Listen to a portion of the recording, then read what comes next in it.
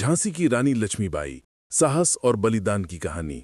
खूब लड़ी मर्दानी वो तो झांसी वाली रानी थी। सन 1828 की एक शांत सुबह बनारस की पवित्र धरती पर मणिकर्णिका नाम की एक बच्ची का जन्म हुआ। घर में सब उसे प्यार से मन्नू बुलाते थे। छोटी उम्र में ही वो दूसरों से बिल्कुल अलग दिखती थीं। जहां घर की लड़कियां गुड़ियों से खेलती थीं, वहां मन्नू घोड़े पर बैठकर हवा की तरह दौड़ती, तलवार उठाकर ऐसे चलाती जैसे उसमें जन्म से ही कोई योद्धा बसता हो। पिता मोरोपंत उसे देखते और गर्व से कहते, मेरी ये बेटी नहीं, भविष्य की एक सच्ची वीरांगना है।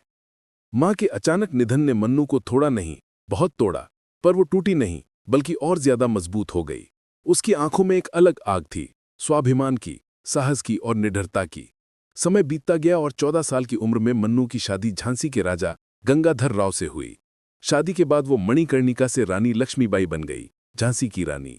रानी लक्ष्मीबाई बेहद सुंदर थीं, पर उनकी सबसे बड़ी खूबसूरती थी उनका साहस और बुद्धिमानी। झांसी के लोग उन्हें सिर्फ रानी नहीं कहते थे, बल्कि हमारी मां कहकर पुकारते थे। कुछ समय बाद उनका पुत्र पैदा हुआ, पर कुछ ही महीनों में वो चल बसा। ये दुख रानी के दिल को चीर गया, लेकिन उन्होंने हार नहीं मानी और एक बच्चे दामोदर राव को गोद लिया, जिन्हें वो अपने वास्तविक पुत्र से भी अधिक प्रेम करती थीं। तभी नियति ने एक और बड़ा आघात दिया। राजा गंगाधर राव का निधन हो गया। राज्य शोक में डूब गया, लेकिन अंग्रेज इस मौके का फायदा उठाने की फिराक में थे। ईस्ट इंडिया कंपनी ने चाल चली। उन्होंने लैप्स पॉलिसी के तहत कहा कि दामोदर राव को उत्तराधिकारी नहीं माना जाएगा और झांसी को अंग्रेजों के अधीन कर दिया जाएगा। यही वो पल था जब रानी ने अपना इतिहास बदलने वाला वाक्य कहा, मैं अपनी झांसी नहीं दूंगी। इसी बीच 1857 का स्वतंत्रता संग्राम फूट पड़ा। रानी ने झांसी की रक्षा का संकल्प लिया और बड़ी कुशलता से अपनी सेना तैयार की। उन्होंने किले की दीवारों को मजबूत करवाया, महिलाओं को युद्ध कला सिखाई और अपने सबसे वीर योद्धाओं तांत्या टोपे, राव साहब, झलकारी बाई और अनगिनत सैनिकों के साथ खड़ी हो गई। अंग्रेजों ने झांसी को चारों तरफ से घेर लिया। तोपों की गर्जना ने आसमान को चीर दिया और किले की दीवारें हिलने लगीं।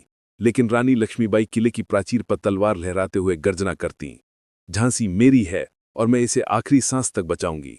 कई दिनों तक युद्ध चलता रहा। अंग्रेज किले में घुस आए, लेकिन रानी किसी भी हाल में हार मानने वाली नहीं थीं। उन्होंने अपने बेटे दामोदर राव को अपनी पीठ पर बांधा, अपने बहादुर घोड़े बादल पर चढ़ीं और किले की ऊंची दीवार से एक साहसिक छलांग लगाकर निकल गईं।